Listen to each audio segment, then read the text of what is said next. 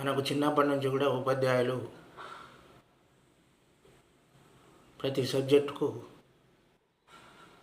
ఉంటారు. అయితే అదేవిధంగా తెలుగు ఉపాధ్యాయుడు మొట్టమొదట మన యొక్క మాతృభాష తెలుగు కాబట్టి తెలుగులో మొట్టమొదటగా మనకు చిన్నప్పుడు అక్షరమాల నేర్పించడం జరుగుతుంది. ఆ తర్వాత పెద్దగా కొద్దీ మనకు మన యొక్క మాతృభాష గురించి వివరంగా చెబుతాడు. అదేవిధంగా మన యొక్క తెలుగులో ముఖ్యంగా మనం తెలుసుకునేటటువంటివి సుభాషితాలు, తెలుగు చక్కని పద్యాలు. అంటే ఆ యొక్క పద్యాలను మన యొక్క ఉపాధ్యాయుడు మనకు చక్కగా వివరించడం జరుగుతుంది.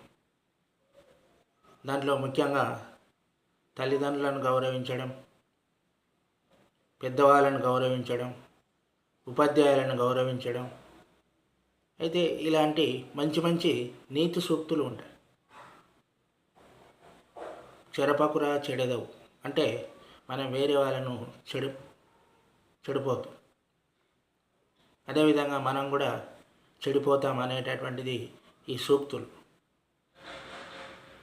అంటే తెలుగులో ఎన్నో రకాలైనటువంటి సూక్తులు, మంచి మాటలు ఉండడం జరుగుతుంది. అది ఉపాధ్యాయుడు మనకు క్షుణ్ణంగా వివరిస్తాడు. తెలుగులో మంచి మంచి పద్యాలు ఉంటాయి. తల్లిదండ్రుల మీద దయలేని పుత్రుండు, పుట్టనేమి వాడు గిట్టనేమి, పుట్టలోని చెదలు పుట్టవా గిట్టవా, విశ్వదాభిరామ వినురవేమ. అంటే ఇలాంటి పద్యాలు చాలా ఉంటాయి. అంటే తల్లిదండ్రులను మనం ఎప్పుడు ప్రేమగా చూడాలి. ప్రేమగా చూడలేనటువంటి కొడుకు పుట్టినా ఒకటే పుట్టకున్నా ఒకటే అనేటటువంటిది వేమన శతకం. అంటే ఈ విధమైనటువంటి శతకాలను ఎంతోమంది కవులు రచించడం జరిగింది. అంటే అందరి కవుల్లో కూడా ఇదే నీతే ఉంటుంది. అంటే మన తెలుగు ఉపాధ్యాయుడు మనకు చక్కగా వివరించడం జరుగుతుంది. అదేవిధంగా మన ఇతిహాస గ్రంథాలైనటువంటి మహాభారతం, రామాయణం ఈ విధమైనటువంటివి ఉంటాయి. అంటే ఈ రామాయణం, మహాభారతం గురించి కూడా మన యొక్క తెలుగు ఉపాధ్యాయుడు మనకు క్షుణ్ణంగా వివరించడం జరుగుతుంది. అంటే అన్నదమ్ములంటే ఏ విధంగా ఉండాలి, రామాయణంలో రామ లక్ష్మణ భరత శత్రుఘ్నులాగా ఉండాలి. అంటే మనం చిన్నప్పుడే మనకు మంచిగా వివరించడం జరుగుతుంది. మనం ఆ విధంగా చదువుకున్నట్లయితే మన లోపల మంచి మార్పు వస్తుంది. ఇది తెలుగు ఉపాధ్యాయుడు చెప్పేటటువంటివి. అదేవిధంగా హిందీ ఉపాధ్యాయుడు కూడా హిందీ మంచిగా క్షుణ్ణంగా వివరించడం జరుగుతుంది. అంటే తెలుగులో చెప్పినట్టుగానే అక్షరమాలను అవి నేర్పిస్తారు. ఆ తర్వాత హిందీ భాష అనేటటువంటిది మన యొక్క రాష్ట్రంలోనే కాకుండా భారతదేశంలో కూడా ఉంటుంది. మొత్తం ఎక్కడ వెళ్ళినా హిందీ ఉంటుంది. అందుకొరకు హిందీ భాషను మనం చక్కగా నేర్చుకోవాలి. హిందీ భాషను మనకు చక్కగా వివరిస్తాడు మన హిందీ పండిత్. అదేవిధంగా ఇంగ్లీష్ కూడా చిన్నప్పుడు ఏబిసిడీలు నేర్పిస్తారు. తర్వాత గ్రామర్ ఆ విధంగా నేర్పించుకుంటూ వెళ్తారు. అంటే ఇంగ్లీష్ భాష ఎందుకొరకు నేర్చుకోవాలంటే మనం మంచిగా చదువుకోవాలన్నా, మంచి మంచి ఉద్యోగాలు రావాలన్నా కూడా ఇంగ్లీష్ భాష తప్పనిసరి. మనం ఇతర దేశాలకు వెళ్ళి మంచి మంచి ఉద్యోగాలు తెచ్చుకోవాలన్నా కూడా ఇంగ్లీషు ఖచ్చితంగా రావాలి. ఇంగ్లీష్ వస్తే ఎక్కడ ఏ దేశమైనా కూడా తిరిగి రావచ్చు. అందుకోసం ఇంగ్లీష్ భాష తప్పనిసరిగా నేర్చుకోవాలి. మంచి మంచి ఉద్యోగాలు కూడా వస్తాయి. అది ఇంగ్లీష్ మాస్టారు నేర్పిస్తాడు. అదేవిధంగా మ్యాథ్స్ అంటే మనకు చిన్నప్పటి నుంచి కూడా 1 2 3 4 అవి నేర్పిస్తారు. తర్వాత మ్యాథ్స్ సబ్జెక్ట్ ఉంటుంది. అంటే మొట్టమొదట మనకు మ్యాథ్స్ రావాలి. అంటే మ్యాథ్స్ పెద్ద పెద్ద లెక్కలు రాకున్నా మనం ఒక షాప్కి వెళ్తే మళ్ళీ మనం డబ్బులు ఇస్తే వేరే వాళ్ళు మనల్ని మోసం చేసే అవకాశం ఉంటుంది. అందుకోసం మ్యాథ్స్ చిన్న చిన్నవి నేర్చుకోవాలి, బేసిక్స్. ఆ విధంగా నేర్చుకున్నట్లయితే మన మాస్టర్ మంచిగా మ్యాథ్స్ చెప్తుంటాడు కాబట్టి మంచిగా ఇంజనీర్లుగా తయారు కావడం జరుగుతుంది మ్యాథ్స్ నేర్చుకుంటే. అంటే ఇంటర్లో ఎంపీసీ, అదేవిధంగా బీటెక్ అట్లా చదువుతూ మంచి మంచి ఉద్యోగాలు నేర్చుకునే అవకాశాలు ఉంటాయి. అంటే మనకు ప్రతి సబ్జెక్ట్ అవసరమే. అవసరం లేనిదంటూ ఈ లోకంలో ఏది లేదు అట్లా. తర్వాత సైన్స్ ఏముంటుంది? సైన్స్లో మన పరిసరాల పరిశుభ్రత, మన టీచర్ చెప్తుంటారు, అంటే మన పరిసరాలను మనం పరిశుభ్రంగా ఉంచుకోవాలి. లేకపోతే మనకు ఎక్కువ జబ్బులు వచ్చే అవకాశాలు ఉంటాయి.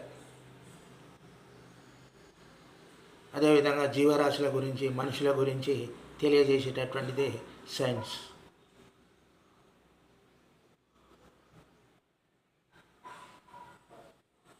మళ్ళీ సైన్స్ అనేటటువంటిది మనకు చాలా ముఖ్యం. అందుకొరకు సైన్స్ మాస్టర్ మనకు చక్కగా వివరించి చెప్పడం జరుగుతుంది. అంటే మన గుండె ఎక్కడ ఉంటుంది, అదేవిధంగా కిడ్నీస్ ఎక్కడ ఉంటాయి అనేటటువంటి మనం చదువుతుంటే మనకు తెలుస్తుంటుంది. సైన్స్ మాస్టర్ మనకు చక్కగా వివరిస్తారు. మనం బాడీ లోపల ఏ పార్ట్స్ ఉంటాయి, ఏ పార్ట్స్ ఏమేమి పనిచేస్తాయి అనేటటువంటిది. అదే చదువుకొని వాళ్ళని అడిగితే వాళ్ళు ఏం చెప్పలేరు. అందుకొరకు మన మాస్టర్లు మనకు చక్కగా వివరించి చెప్పడం జరుగుతుంది. అదేవిధంగా సోషల్ చరిత్రను తెలియజేస్తుంది. అంటే పూర్వం ఏ రాజులు మన దేశాన్ని పరిపాలించారు, మన స్వాతంత్రం గురించి, అదేవిధంగా చరిత్రలు తెలియజేస్తాయి. మన ఏ చక్రవర్తులు మన రాజ్యాన్ని, మన దేశాన్ని పరిపాలించారు. అదేవిధంగా మన యొక్క దేశం గురించి కానీ, ప్రపంచ దేశాల గురించి కానీ అన్నిటినీ మ్యాప్ ద్వారా, పటం ద్వారా మనకు సోషల్ మాస్టారు చక్కగా వివరించడం జరుగుతుంది.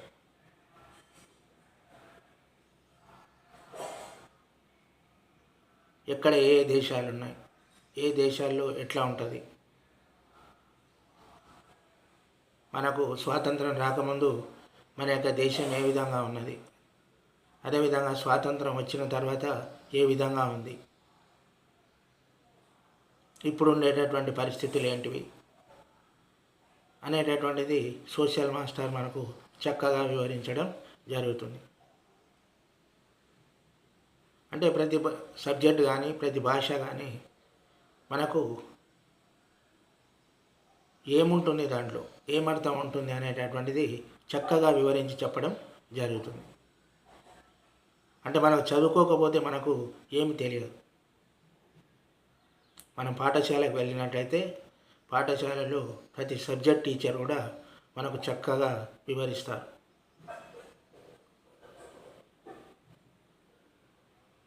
అంటే మనం ప్రతిరోజు కూడా పాఠశాలకు వెళ్ళాలి. వెళ్ళి టీచర్స్ ఏం చెప్తున్నారు శ్రద్ధగా వినాలి. విన్నట్లయితే మనకు చక్కటి అవగాహన అనేటటువంటిది ఏర్పడుతుంది. అంటే ఏ సబ్జెక్ట్ను కూడా మనం తక్కువ అంచనా వేయదు.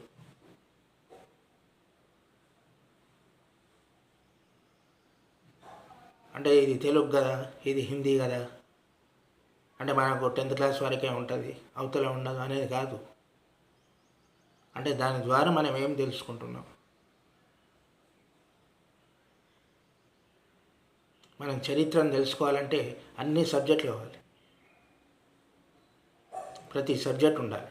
అట్లా దేన్ని తక్కువ అంచనా వేయదు.